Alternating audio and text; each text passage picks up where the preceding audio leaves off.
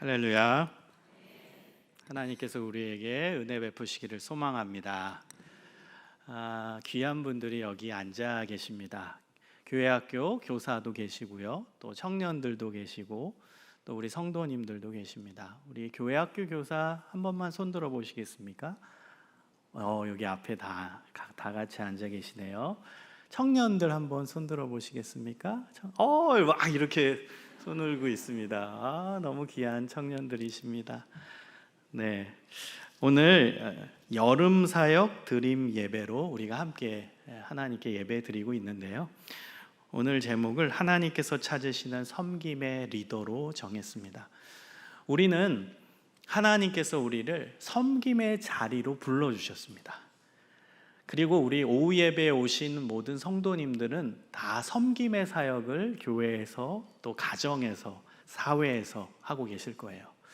교회학교 교사도 섬기는 사람이고, 또 선교회 임원도 섬기는 사람이고, 청년 리더도 섬기는 사람이고, 그리고 목회자도 섬기는 사람이고, 가정 안에서 부모도 섬기는 사람이고, 가정 안에서 조부모도 섬기는 사람입니다.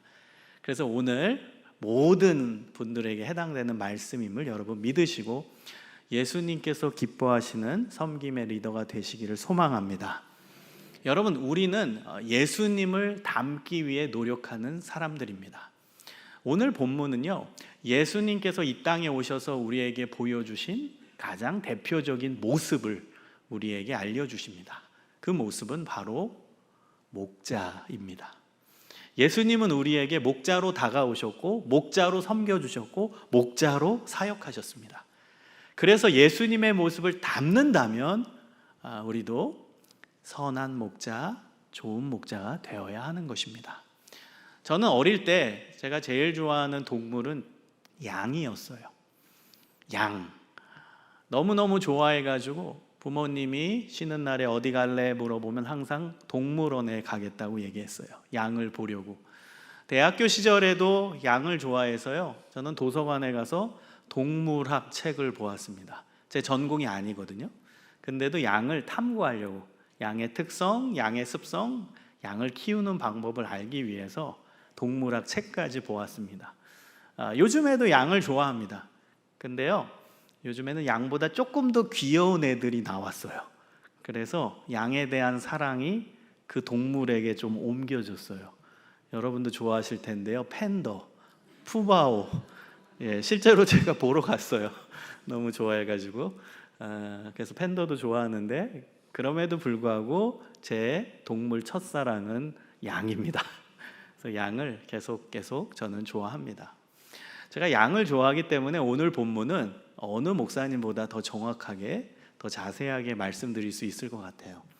여러분, 양을 이야기하면 반드시 양 옆에 누굴 얘기해야 되죠? 목자를 얘기해야 됩니다. 여러분, 양과 목자는 뗄래야 뗄 수 없는 관계입니다. 한쪽만 얘기할 수 없어요. 양이 없는 목자를 얘기할 수 없고요, 그리고 목자 옆에 양이 없다라는 건 있을 수 없어요. 양 옆에 목자가 없다라는 것도 말이 안 돼요. 양과 목자는 뗄래야 뗄 수 없는 관계입니다. 끈끈하게 연결되어 있는 관계입니다. 여러분, 양은요, 두 종류가 있어요. 첫 번째 종류는 동물원에서 길들여진 양입니다. 이 양은요, 어쩔 수 없이 학습이 돼요. 밥을 주면 와서 먹어야 되거든요. 학습을 할 수밖에 없어요. 길들여진 양이 있습니다. 그런데 제가 지금 설명드리는 양은 방목하는 양입니다. 뉴질랜드, 호주 지역에서 방목을 많이 합니다. 이스라엘, 그리고 사우디아라비아, 그리고 요르단, 그리고 이집트, 이 중동 지역에서 양을 방목합니다. 이 방목하는 양들의 특징을 제가 설명을 드려보도록 하겠습니다. 여러분, 양은요, 혼자서 할 수 있는 일이 없는 동물입니다. 혼자서 할 수 있는 게 없어요. 그래서 세상에서 제일 키우기 어려운 동물이 바로 양입니다. 혼자서 할 수 있는 일이 없기 때문에 항상 양 옆에 목자가 있어야 되는 거예요. 여러분, 갓난 아기를 생각하시면 됩니다. 갓난 아기 옆에 엄마 아빠가 없으면 안 되죠. 혼자서 할 수 있는 일이 없기 때문입니다. 여러분, 양이 할 수 있는 일이라고는 우는 것밖에 없어요. 운다라는 것은 목자를 찾는 거고요, 운다라는 것은 자신의 필요를 목자가 채워달라고 요청하는 겁니다. 배가 고파요? 그럼 울어요. 그럼 목자가 달려가서 먹을 것을 줍니다. 목이 말라요. 그러면 양은 울어요. 그럼 목자가 그 소리를 듣고선 달려가서 마실 물을 줍니다. 여러분, 방목은 주로 어디서 하냐면 광야지대에서 합니다. 뉴질랜드, 호주도요, 이제 사막 지역이 많아요. 호주는 중앙은 다 사막이거든요.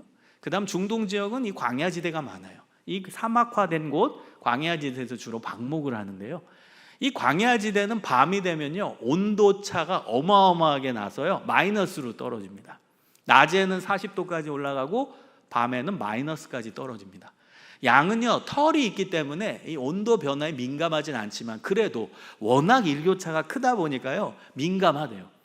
여러분, 40도가 왔다 갔다 하는데 아무리 털이 있어도 느낄 수밖에 없거든요. 그러면 뭔가 불안함을 감지하고 이 양은 운다고 해요. 그럼 목자가 달려가서 어떻게 하냐면 안아줘요, 양을. 그리고 목덜미를 쓰다듬어 줍니다. 온도 변화에 민감하지 말라고 안심시키는 거예요. 그리고 빨리 이 변화된 온도에 적응하라고 계속 목덜미를 쓰다듬어 줍니다. 그러면 양은 안심하게 돼요. 근데 이 광야지대는 문제가 뭐냐면 밤이 되면 맹수들의 놀이터로 바뀌어요. 늑대, 이리가 이 광야지대에서 놀아요. 거기서 활동을 합니다, 밤에. 여러분, 늑대, 이리 울음소리 상상해 보세요. 막 울어요. 죄송합니다, 제가 연기를 잘 못해요. 자, 운다고 하면은 그 소리가 이 광야에 메아리 치듯이 막 퍼집니다. 그러면 양이 그 소리를 들어요. 그럼 무서워서 양도 같이 울어요. 그러면 또 목자가 달려와서 안아주고 괜찮아, 걱정하지 마, 너는 내 품에서 편안하게 잠을 자렴. 만약에 저 늑대와 이리가 쳐들어오면 내가 목자의 지팡이로 끝까지 너를 지켜낼 거야. 여러분, 늑대가 그냥 얌전히 올까요? 그렇지 않죠. 달려듭니다. 목자 팔을 물어뜯으려고 달려들어요. 그래도 이 목자는 목자의 지팡이로 끝까지 싸웁니다.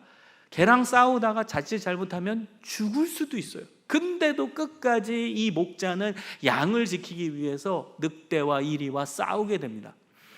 여러분, 광야지대에서 목자가 갖고 있는 목자의 지팡이를 보면 길어요. 그리고 끄트머리가 굉장히 날카롭게 되어 있습니다. 무기입니다. 끝까지 늑대와 이리와 싸우는 겁니다. 여러분, 그래서요 좋은 목자는 어떤 목자예요? 오늘 요한복음 10장 11절에서 예수님께서 말씀하십니다. 좋은 목자, 선한 목자는 양들을 위하여 목숨을 버린다. 여러분, 좋은 목자, 선한 목자의 조건이 나옵니다. 좋은 목자, 선한 목자는요 언제나 양과 함께하는 목자입니다. 그리고 자기가 손해보는 일이 있어도, 자기가 심지어 죽는 한이 있더라도 양을 떠나지 않는, 끝까지 양을 책임지는 목자가 좋은 목자, 선한 목자라는 것입니다. 여러분, 오늘 본문 말씀 누가 말씀하셨어요? 예수님 말씀하셨어요. 그럼 여기서 나는 선한 목자라, 여기서 나는 예수님이에요. 그리고 여기서 양은 우리를 뜻하는 거죠. 그럼 예수님께서는 우리의 선한 목자가 되어 주시는 거예요. 예수님은 언제나 어느 때나 우리와 동행하십니다. 믿으십니까? 예수님은 우리가 좋을 때나 안 좋을 때나 슬플 때나 기쁠 때나 평범할 때나 고난받을 때나 언제나 어느 때나 우리와 동행해 주십니다. 그래서 좋은 목자예요. 아까 좋은 목자는 언제나 양과 함께 한다고 했잖아요. 죽는 한이 있더라도 끝까지 양과 함께 하는 게 좋은 목자라고 했잖아요. 예수님이 그렇게 하셨어요. 끝까지 우리와 함께 하시고 지금도 우리와 동행하시는 분이십니다. 여러분, 예수님의 또 다른 이름이 뭐예요? 임마누엘이잖아요. 임마누엘의 이름의 뜻이 뭐예요? 하나님이 우리와 함께 계시다. 할렐루야. 함께 계시다. 이 선한 목자라는 뜻입니다. 함께 계시다. 여러분, 우리가 할 수 있는 일이라고는 우는 것밖에 없어요. 양이 우는 것밖에 할 수 있는 일 없다고 했잖아요. 그럼 살아요. 양은 우는 것밖에 없지만 목자가 와서 책임져 주는 거예요.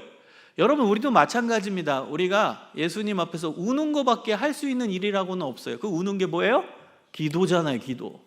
계속 우리는 하나님 찾는 거예요. 찾고 또 찾고.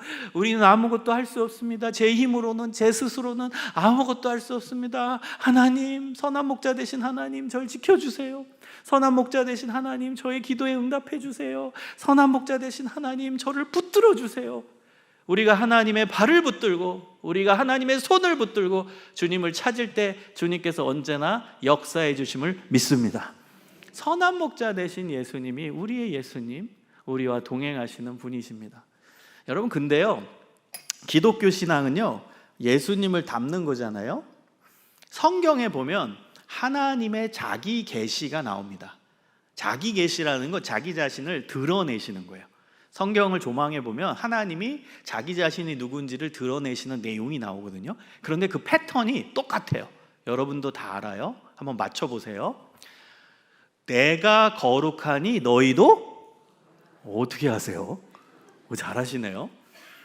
내가 완전하니 너희도, 여러분 굉장히 부담되는 구절입니다. 완전하다가 영어 성경으로 보면 be perfect예요. 하나님이 퍼펙트한 분이니까 너희도 퍼펙트하라요. 여러분, 예수님이 하나님에 대해서 이렇게 말씀하십니다. 너희 아버지의 자비하신 같이 너희도, 너희 아버지의 용서하신 같이 너희도. 최고입니다. 우리 염산교회 100점 다 맞추시네요. 좀 더 어렵게 해볼까요? 새 계명을 너희에게 주노니 서로 사랑하라. 내가 너희를 사랑한 것 같이 너희도. 오, 마지막 퀴즈입니다. 예수님 이제 제자들의 발을 씻겨주실 때 내가 너희들의 발을 씻어준 것처럼 너희도. 어렵죠? 그냥 찍으세요. 서로 발을 씻어주어라. 이것을 위하여 내가 본을 보였노라. 여러분, 이게 기독교 신앙입니다. 기독교 신앙은 예수님을 닮는 겁니다. 오늘 본문도 마찬가지예요. 예수님이 우리의 선한 목자 되어주신다. 너무 감사하죠. 예수님이 언제나 나와 동행하셔서 나와 함께 하시고 나를 지켜주시고 내 기도에 응답해 주신다. 아멘이 나오죠. 근데 예수님의 의도는 내가 너희의 선한 목자가 된 것처럼 너희도 너희가 섬기는 대상에게 선한 목자가 되어라. 이게 예수님의 의도입니다. 그래서 예수님이 나와 함께 하심을 강력하게 믿는 분이시라면 더욱더 열심히 우리가 섬기는 대상에게 선한 목자가 되어야 되는 거예요. 그게 예수님의 의도이십니다. 여러분, 근데 오늘 본문을 가만히 보면요, 선한 목자에 반대되는 개념도 나와요. 12절 13절에 보면은 삭군이라는 단어로 나옵니다. 여러분, 삭군은 원래 의미는 돈 받고 일하는 목자라는 뜻입니다. 예수님은 거기에 이제 부정적 의미를 담으신 거예요. 목자 자신의 이익과 만족이 먼저인 사람을 삭군이라고 예수님은 지칭하신 거예요. 양의 이익과 만족이 아니라 목자 자신의 이익과 만족이 먼저인 사람이 삭군입니다. 여러분, 이 삭군은요, 자기가 키우는 양을 자기 양이라고 생각하지 않아요. 그 양은 이용의 대상이에요. 나한테 만족이 되고 나한테 이익이 되니까 양을 돌보는 거지, 나한테 이익이 되지 않고 만족이 되지 아니하면 이 양을 돌볼 필요가 없는 거예요. 그래서 12절에 보면은 삭군은 목자가 아니요 양도 제 양이 아니라. 자기 양이 아니라고 생각해요. 필요할 때만 있는 존재니까, 나한테 이득을 갖다 주는 존재니까 이용의 대상인 거지 내 양이라고 생각하지 않는다라는 거예요. 여러분, 이 삭군은 목자입니까? 목자가 아닙니까? 아닙니다. 여러분, 12절에 보면 삭군은 목자가 아니요. 삭군은 목자가 아닙니다. 여러분, 그래서요, 나쁜 뒤에 목자라는 칭호를 붙이면 안 돼요. 말이 안 돼요. 나쁜 목자? 이 말이 성립이 안 됩니다. 왜? 삭군은 목자가 아닌데 어떻게 나쁜이라는 단어 뒤에 목자라는 칭호를 붙일 수 있겠습니까? 불가능합니다. 그래서 목자라고 했을 때는요, 선한 목자, 좋은 목자밖에 없는 겁니다. 여러분, 우리 염산교회 모든 성도님들은 목자입니다.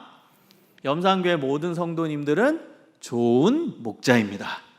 여러분, 목자라고 했을 때는 좋은 목자밖에 없는 거예요.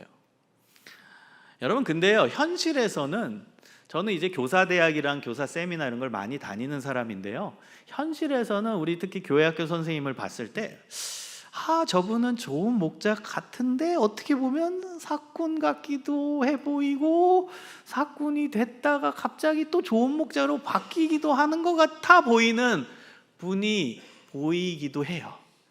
제가 예전에 어느 교회에서 교사대학을 마치고 선생님들과 좀 대화를 가졌어요.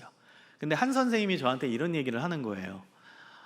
교수님 오늘 강의 잘 들었는데요, 저는요 주일날 애들 만나는 게 너무너무 좋아요, 이러는 거예요. 그래서 제가 와, 이렇게 훌륭한 선생님이 계시네요 하고 칭찬해 드렸어요. 그리고 그분한테 질문을 하나 드렸는데, 그 질문이 뭐였냐면, 선생님은 주일날 애들 만나는 게 왜 그렇게 좋으세요? 이런 질문을 드렸어요. 그랬더니 이 선생님이 저를 빤히 쳐다보시더니 이렇게 얘기하시는 거예요. 솔직히 말해도 돼요? 솔직히 말씀해 보세요. 괜찮습니다. 그랬더니 그 선생님이 뭐라고 말씀하셨냐면, 사실 저는 우울증이 있어요. 근데 주일날 애들 만나면 우울감이 해소돼요. 그래서 좋아요. 여러분, 어려운 퀴즈를 드립니다. 이분은 사꾼입니까? 좋은 목자입니까? 저기서 사꾼 매정하시네요. 네, 사꾼 하시는데요, 사꾼이 맞습니다. 여러분, 아까 사꾼의 개념을 설명드렸잖아요. 자신의 이익과 만족이 먼저인 사람이 사꾼이라고. 그럼 우울감이 해소되는 게 여러분 선생님의 이익과 만족이에요, 애들의 이익과 만족이에요? 그럼 그분은 안타깝지만 사꾼입니다. 여러분, 하나님의 사역은 진실해야 돼요. 하나님의 사역은 정확해야 돼요. 하나님의 사역은 엄격해야 돼요. 하나님의 사역은 타협하면 안 돼요. 하나님의 사역은 좋은 게 아닐 수 있습니다. 그 선생님 애들도 좋고 본인도 우울감 해소되면 좋은 게 아닐까요? 아닙니다. 여러분, 사꾼이 되면 안 돼요. 좋은 목자로 부름을 받았다면 무조건 좋은 목자여야만 하는 겁니다. 여러분, 오늘 말씀을 듣고 또 잘못된 적용을 하시면 안 돼요. 여기 선생님들 많이 계신데, 나는 사꾼이었구나, 이제 그만둬야지. 여러분, 잘못된 적용을 하시면 큰일 납니다. 오늘 하나님께서 깨달음을 주셨다면 이제 바른 목자로, 좋은 목자로 사역을 하셔야 됩니다. 여기 계신 모든 분들은 좋은 목자임을 믿습니다. 여러분, 양과 목자와의 관계에서 하나만 더 생각을 해보도록 하겠습니다. 여러분, 양은 혼자서 할 수 있는 일이 아무것도 없다고 했잖아요. 그럼 양이 지금 배가 고파요. 그래서 우는데 목자가 안 나타나요. 지금 목이 말라서 우는데 목자가 옆에 안 나타나요. 지금 무서워서 막 울고 있는데 목자가 끝까지 안 나타나요. 여러분, 그러면 이 양은 어떻게 될까요? 여러분, 제가 대학 시절에 이 동물학 책을 봤을 때 본 기억이 나는데요, 양은 심장이 인간의 심장과 비교할 수 없을 만큼 굉장히 예민하다고 해요. 그래서 조금만 놀래거나 무서우면 양의 심장 박동수가 굉장히 빨리 올라간다고 합니다. 우리도 무섭거나 걱정되는 일이 있으면 심장 박동수가 올라가잖아요. 근데 양은 기하급수적으로 빨리 심장이 뛴대요. 굉장히 빨리 올라간대요. 그러면 그럴수록 불편하니까 이 양은 더 크게 웁니다. 그 운다라는 건 목자 빨리 와달라는 신호를 보내는 거예요. 계속 울고 있는데 목자가 안 나타나요. 아무리 울어도 안 나타나요. 그럼 심장 박동수가 빨리 올라다가 심장 발작이 온답니다. 심장 스트로크. 심장 발작이 여러 번 지속되다가 자칫 잘못하면 심장 마비로 죽게 된답니다. 여러분, 양 옆에 목자가 없으면 양은 어떻게 된다고요? 죽어요. 여러분, 우리가 섬기는 대상 옆에 우리가 없으면 이 사람들 어떻게 될까요? 잘못하면 영적으로 죽어요. 우리 아이들 옆에 교회 학교 교사가 없으면 영적으로 죽을 수 있습니다. 여러분, 여기 구역장님들 계시죠? 용어가 어떻게 되는지 모르겠지만 여러분, 구역장님이 이제 구역 식구들을 관리하고 섬기는데요, 구역 식구들 옆에 구역장인 우리가 없으면 구역 식구들 중에 새신자가 있죠, 또 신앙에 대해 잘 모르는 분들 있죠. 그분들이 자기 기준대로 신앙생활 하다가 자칫 잘못하면 영적으로 죽어요. 그래서 우리는 섬김의 리더로서, 영적인 리더로서 중요한 역할을 감당하는 겁니다. 우리가 섬기는 대상들을 책임지는 존재, 우리가 섬기는 대상들의 영혼을 책임지는 존재, 영혼의 생명을 살리는 존재예요. 그래서 여러분, 우리가 교회에서 하고 있는 섬김은 사명입니다.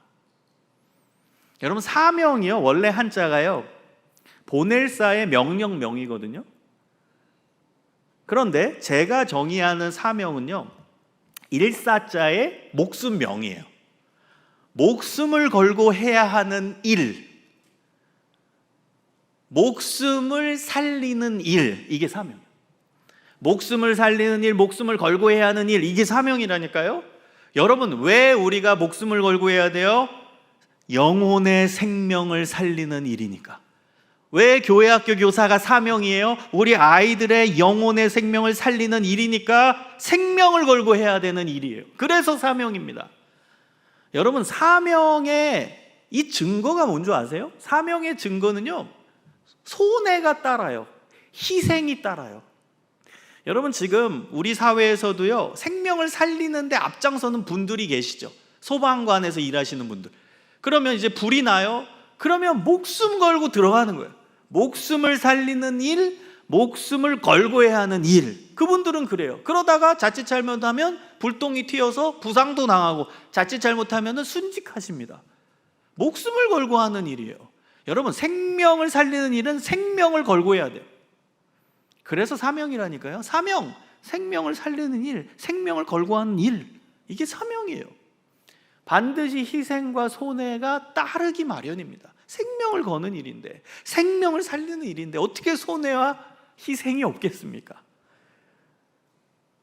여러분, 지금 사역을 감당하다가 나는 우리 청년 셀에서 우리 청년 새신자 먹을 거 사주고 맨날 걔 힘들 때 밤에 전화 받아서 상담해 주느라 내 에너지가 소진되고, 또 내 지갑에서 먹을 거 사주느라 나도 돈이 없는데 쟤 도와주느라고 돈 없고, 아이고 희생하네. 여러분, 그것을 영광으로 생각하시기를 소망합니다. 그게 지금 사명자로 자라고 있다는 증거예요. 사명자가요, 희생과 손해가 없다? 그거는 사명이 아니라니까요. 생명을 걸고 하는 일, 생명을 위한 일인데 거기에 희생과 손해가 없다? 이거는 지금 내가 사명을 제대로 감당하지 못하고 있다는 증거예요. 근데 내가 열심히 하는데 희생이 있고 손해가 있고, 그래서 내 삶에 불편함이 있고 내 삶에 지장이 되는 게 있다. 그러면 여러분, 지금 사명자로 자라고 있다라고 확신을 가지십시오. 그게 자라고 있다라는 증거예요. 여러분, 지금 사역을 감당하시다가 힘드십니까? 잘하고 있는 거예요. 사명을 감당하다가 뭔가 부담이 많이 됩니까? 잘하고 있는 거예요. 부담이 당연히 있죠. 생명을 살리는 일인데, 생명을 걸고 하는 일인데 부담이 없을 수가 있겠습니까, 여러분? 당연히 부담이 있고, 당연히 희생이 있고, 당연히 손해보는 게 있죠. 여러분, 예수님을 전하다가 가장 크게 희생과 손해를 당한 사람은 사도 바울입니다. 고린도후서 12장에 보면 사도 바울이 예수님을 전하기 위해서 얼마나 희생과 고난을 당했는지를 쭉 설명해요. 자서전적으로 쭉 설명해요. 내가 예수님 전하다가 돌에도 맞았다, 3번 태장으로 맞았다, 그리고 40에 하나 감한매를 5번 맞았다, 죽도록 맞았다는 거예요. 강요의 위험과 강도의 위험과 시내의 위험과 동족의 위험과 이방인의 위험과 모든 위험을 다 당했다, 예수 전하다가. 여러분, 근데요, 사도 바울이 그렇게 자기가 힘든 삶을 살아가고 있다는 걸 나열한 이유가 있어요. 그래서 억울하다가 아니라 이것이 나의 면류관이다, 이것이 나의 영광이다. 할렐루야. 여러분, 희생과 손해를 받는다는 거, 이건 억울한 게 아니라 이게 영광이에요, 우리에겐. 이게 지금 사명을 잘 감당하고 있다라는 증거고 증명인 거예요. 여러분, 그리고요, 이 양옆에 목자가 항상 있어야 되잖아요. 좋은 목자는 언제나 양과 함께하는 목자라고 얘기했잖아요. 그러면 함께함의 전제는 사랑이잖아요. 사랑해야 함께하는 게 의미 있죠. 사랑 안 하는데 함께한다? 이건 형식적이죠. 의무죠. 그 안엔 자유함이 없죠. 그 안엔 진실함이 없죠.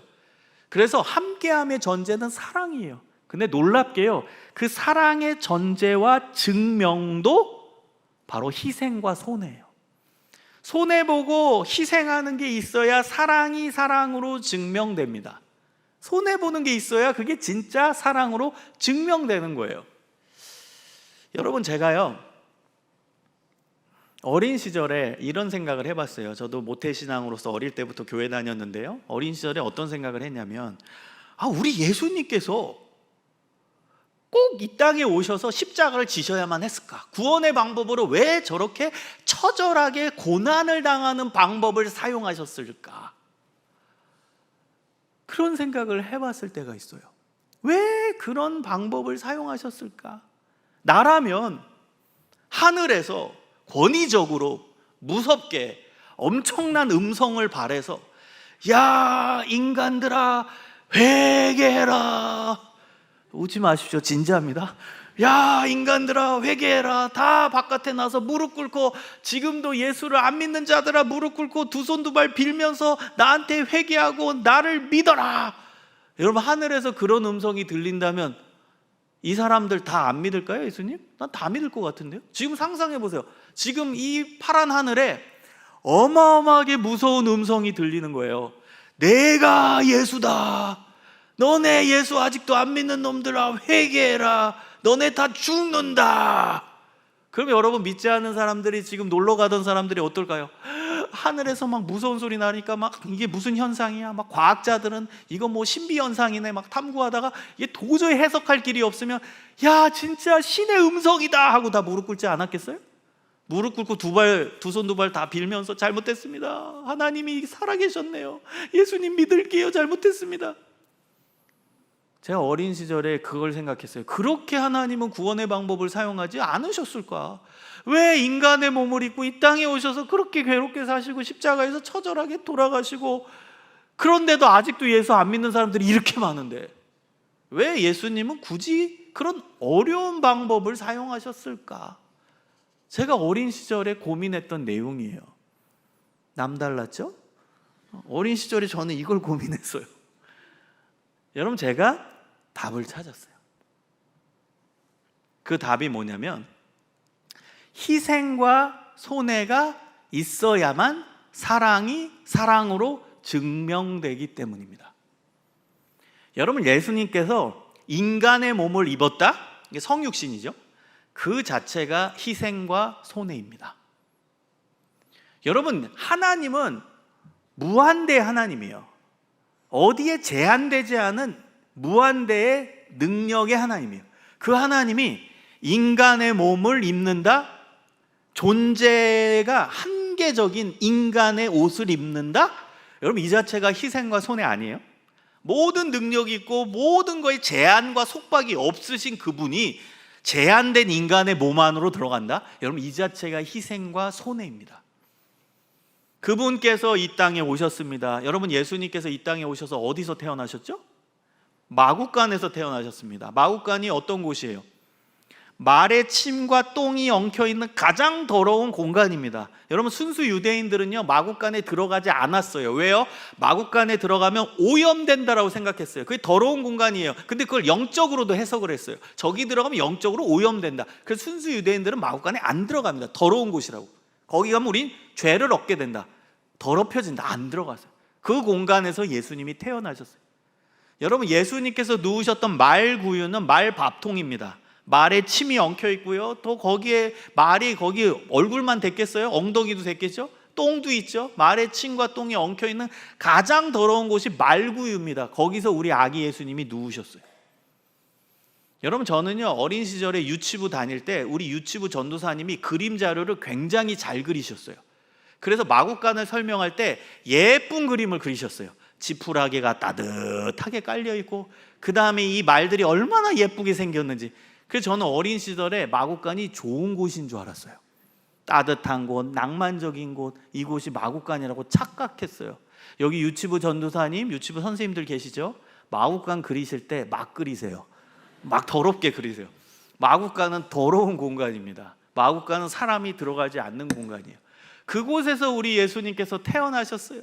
여러분, 예수님께서 사역하셨을 때는요 머리 둘 곳조차 없으셨다고 말씀하세요. 그리고 예수님은요 옷 한 벌 갖고 사셨어요. 예수님 말씀 가운데 두 벌 옷을 가지지 말라. 본인이 한 벌 옷을 갖고 사셨다는 거예요.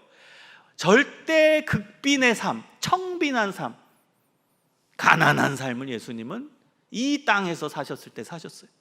마지막에서 십자가에서 돌아가실 때는 인간이 느끼는 최악의 고통을 경험하시면서 십자가에서 처절히 돌아가셨어요. 여러분, 예수님이 왜 이렇게 희생과 고난을 당하셨을까요? 왜 이렇게 손해를 보셨을까요? 그 답은 그래야 사랑이 사랑으로 증명되기 때문입니다. 여러분, 하나님은 성경 전체를 조망했을 때 우리 인간들을 향해 내가 너희를 사랑하노라, 내가 인간을 사랑하노라 계속 말씀하세요. 근데 하나님이 손해보는 거 하나도 없고 손가락 하나도 까딱하지 않고 하늘에서 발짱 끼고 야, 나는 너희들을 사랑한다 얘기하고 희생하고 손해보시는 게 없다면 그 사랑이 사랑으로 증명될까요? 여러분, 인간관계를 생각해 보십시오. 여러분 대부분 결혼하셨을 텐데요, 아내가 있고 남편이 있죠. 한번 가정해 보세요. 저도 아내가 있어요. 아내가 저한테 다 맞춰준다라고 가정해 봅시다. 내가 먹고 싶은 음식 있으면 다 해줘요. 나 어디 가자 그러면 날 다 따라와요. 그 다음 내가 쉬고 싶을 때 항상 쉬라고 해요. 여러분, 그럼 좋을 것 같죠? 어떻게 생각하세요? 나한테 다 맞춰줘요. 아내가 그냥 나 편해요. 나는 손해보는 게 한 개도 없어요. 그리고 나서 제가 아내한테 나는 당신을 사랑하오 말할 수 있어요? 말할 수 없습니다. 그 사랑이 사랑으로 증명되지 않아요. 내가 아내한테 맞춰주고 희생하고 손해보고 자고 싶지만 저거 빨래 개라고 하면 빨래 개야 되고, 그 다음에 이거 먹기 싫은데 아내가 먹자 그러면 먹어야 되고, 저는 뭐 메뉴 정할 때 제 발언권이 없어요. 그래서 먹자 그러면 제가 따라가서 먹고, 먹기 싫어도 먹고, 맞춰주고 희생하는 게 있어야 그제서야 아내한테 나는 당신을 사랑합니다. 그 사랑이 사랑으로 증명되는 거예요. 그래서 예수님께서 이 땅에 오셔서 희생하시고 손해보신 거예요. 그래야 하나님이 말씀하신 인간들아 내가 너희를 사랑한다, 이 사랑이 증명되기 때문입니다. 여러분, 예수님께서 우리를 위해 희생하셨습니다. 우리를 위해 손해보셨습니다. 즉 우리를 사랑하셨습니다. 여러분, 이 사랑이 우리 안에 있다면 우리도 우리가 섬기는 대상에게 이 사랑을 실천해야 됩니다. 희생하고 손해보는 사랑을 실천해야 돼요. 그게 우리가 가져야 되는 섬김의 자세입니다. 우리가 가져야 되는 섬김의 리더로서의 모습이라는 거예요. 여러분, 근데요, 우리가 사랑이라는 단어를 이야기할 때 좀 사랑의 구체적인 레벨을 한번 성경적으로 정리해 봤으면 좋겠어요. 사랑도 레벨이 있잖아요. 정도, 어느 정도냐. 사랑의 강도가 있겠죠? 사랑의 뭐 깊이가 있겠죠? 어느 정도일까? 제가 성경에서 찾은 답은요, 친가족입니다. 가족 중에 더 강조하려고 제가 친가족이라고 표현을 했어요. 그게 성경적인 사랑의 정도입니다. 여러분, 마가복음 3장 35절에 보면요, 예수님께서 이렇게 말씀하십니다. 누가 내 형제요 자매요 어머니냐? 누구든지 하나님의 뜻대로 행하는 자가 내 형제요 자매요 어머니니라. 여러분, 예수님께서 말씀하신 가족 개념이에요. 예수님은요, 가족 개념을 설명하실 때 혈연 관계로 설명하지 않으셨어요. 예수님은 이 가족 관계를 설명하실 때 누구든지 하나님의 뜻대로 행하는 자가 내 친가족이라고 설명하셨습니다. 여러분, 하나님의 뜻대로 행하는 일의 대표적인 건 예수를 믿는 겁니다. 요한복음 6장 29절에 보면 이렇게 나와요. 요한복음 6장 29절에 하나님의 일은 독생자 예수 그리스도를 믿는 것이다.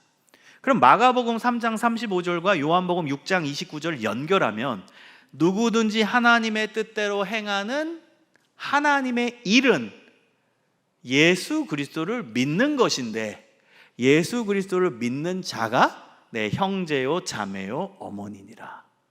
여러분, 예수 믿는 자가 내 친가족이라는 뜻입니다. 여러분, 이 땅에서는요, 혈연 관계로 가족이 구성되죠. 김집사님 가정, 이집사님 가정, 뭐 오목사님 가정, 이렇게 혈연 관계로 가족이 카테고리화 됩니다. 근데 천국에 가면요, 그 혈연의 카테고리가 다 풀려요. 그래서 예수님 중심으로 모두가 한 가족이 되는 세상, 그곳이 천국이에요. 예수님 중심으로 모두가 한 가족이 되는 사회, 여기가 천국입니다. 여러분, 그래서 예수님도 천국에 대해서 설명하실 때 천국에는 시집도 가지 않고 장가도 가지 않고 하늘의 천사와 같으니라, 결혼할 필요가 없는 거예요. 청년들 별로 안 좋아하는 것 같네요, 표정 보니까. 여러분, 천국은 예수님 중심으로 모두가 한 가족이 되는 사회, 모두가 한 가족이 되는 세상인 거예요. 그래서 예수 믿는 자가 내 친가족입니다. 여러분, 이 예수님의 말씀을 믿으시기를 소망합니다. 집에서 여러분이 혈연관계로 구성되어 있는 가족 있죠. 거기도 친가족이에요. 그러나 하나님 나라의 친가족 개념은 예수 믿는 자가 내 형제, 자매, 어머니라는 거예요. 친가족이라는 거예요. 여러분, 교회를 신학적으로 이렇게 정의합니다. 교회는 천국의 모형이다. 천국의 모형이다. 제가 이것을 좀 더 쉽게 바꾸면 교회는 천국의 모델하우스다. 모델하우스예요. 여러분, 모델하우스는 이제 아파트 짓기 전에 모델하우스가 먼저 세워지죠. 그럼 모델하우스 방문하면 뭐 방이 몇 개 있고, 그 다음에 평수가 어떻게 되고, 방에 들어가면 뭐가 빌트인 돼 있고 다 볼 수 있잖아요. 그런데 진짜는 모델하우스예요, 아파트예요? 아파트죠. 아파트 들어오면 모델하우스 어떻게 해요? 부십니다. 왜? 진짜는 아파트이기 때문에. 여러분, 이 아파트가 천국이고 모델하우스가 교회예요. 그래서 교회는 어떤 곳인 줄 아십니까? 교회는 천국 생활을 미리 맛보는 곳입니다. 교회는 천국의 모습을 미리 보여주는 곳입니다. 그리고 우리는 저 천국, 영원한 천국에 우리는 가게 돼요. 이 땅에서 교회 생활하다가 그 다음 원래 진짜 오리지널인 천국에 우리가 가서 영원히 사는 거예요. 예수님 중심으로 모두가 한 가족이 되는 이 사회 안에서 우리는 영원히 살게 되는 것입니다. 여러분, 이것을 꼭 믿으세요. 그래서 진짜 여러분이 섬김의 리더로 세워지기 위해서는요, 내 가족, 그 혈연관계로 구성된 가족도 사랑해야 되지만 우리 교회 안에 하나님이 묶어주신 예수 그리스도께서 말씀하신 누구든지 예수 믿는 자가 내 가족이다, 이 믿음을 가지고 신앙생활하고 섬기며 사는 거예요. 그래서 섬기는 레벨, 섬기는 강도, 사랑의 강도죠. 그것은 바로 친가족인 거예요. 여러분, 한번 옆에 분 보시기 바랍니다. 옆에 분은 예수님 믿으세요? 안 믿으면 전도하시고요. 자, 믿으시죠? 다 믿으십니다. 그러면 여러분, 옆에 분은 나의 누구예요? 강조하라니까요. 친가족이라고. 자, 한번 고백해 보겠습니다. 눈을 쳐다보세요. 민망해하지 마시고, 가족인데요. 자, 고백해 봅시다. 우리는 친가족입니다. 한 번 더. 우리는 영원히 볼 사이입니다. 천국 가서도 봐야 되죠. 영원히 볼 사이입니다. 여러분, 이걸 잊지 마십시오. 그래서 우리 교회학교 선생님들, 우리 교회학교 아이들 예수 믿죠? 그럼 나의 가족인 거예요. 나의 친가족인 거예요. 예수님 말씀에 근거하면. 우리 구역장님들 계시죠? 그럼 구역 식구들 다 예수 믿죠? 다 친가족이에요. 우리 청년들 사이 다 예수 믿죠? 우리 친가족인 거예요. 여러분, 어디나 지금 여름 사역 앞두고 있는데요, 여러분, 우리가 사역하는 대상들 보세요. 교회 안에서 사역하는 대상들 다 예수 믿는 자들이에요. 그럼 우린 친가족이에요. 친가족 사랑으로 사랑해야 하는 거예요. 그게 섬김의 리더가 갖춰야 될 가장 중요한 자세고 실천이에요. 그리고 해외 아울리치 나가시는 우리 청년들이 있는데요, 이제 우리는 가족을 찾는 거예요. 아직도 예수 모르는 자들, 그들에게 예수의 복음을 전해서 그들이 예수님 안으로 들어올 때 그들은 다시 우리 가족으로 회복되는 거예요. 잃어버린 가족이에요. 그들도 하나님 만드셨잖아요. 지금 예수 안 믿는 그 영혼들 하나님 만드셨어요. 잃어버린 가족이에요. 다시 찾아야죠. 해외 아울리치는 잃어버린 가족을 다시 찾는 거예요. 그래서 뜨겁게 가족 사랑을 나누는 겁니다. 하나님께서 보여주신 그 아가페 사랑, 무조건적인 사랑, 희생하는 사랑, 그 사랑을 보여주고 실천하는 것입니다. 사랑하는 우리 귀한 염산교회 모든 성도님들, 하나님께서 기뻐하시는 좋은 목자들 되시기를 소망합니다. 예수님처럼 뜨겁게 사랑할 수 있는 사람, 그리고 함께 할 수 있는 사람, 동행의 축복이 얼마나 귀한지를 깨닫는 사람, 그 사람을 하나님께서 찾으십니다. 이 시대에 하나님께서 기뻐하시는 섬김의 리더가 되어주시기를 주님의 이름으로 축복합니다. 기도하겠습니다. 하나님 감사합니다. 하나님께서 기뻐하시는 섬김의 리더가 되기로 결단합니다. 예수님을 닮아 좋은 목자가 되게 하시고 좋은 목사로서 우리가 섬기는 대상 옆에 함께하게 하시며 뜨겁게 사랑하게 하시고 희생하고 손해볼 줄 알게끔 저희들에게 하나님의 더 큰 사랑을 허락하여 주시옵소서. 우리 세상의 소금 염산교회가 지역사회와 한국사회와 세계를 품는 가장 귀한 교회로 성장하게 하시고 주님께서 이 교회를 통해서 기뻐 영광 받아 주시옵소서. 감사하며 예수 그리스도의 이름으로 기도합니다. 아멘.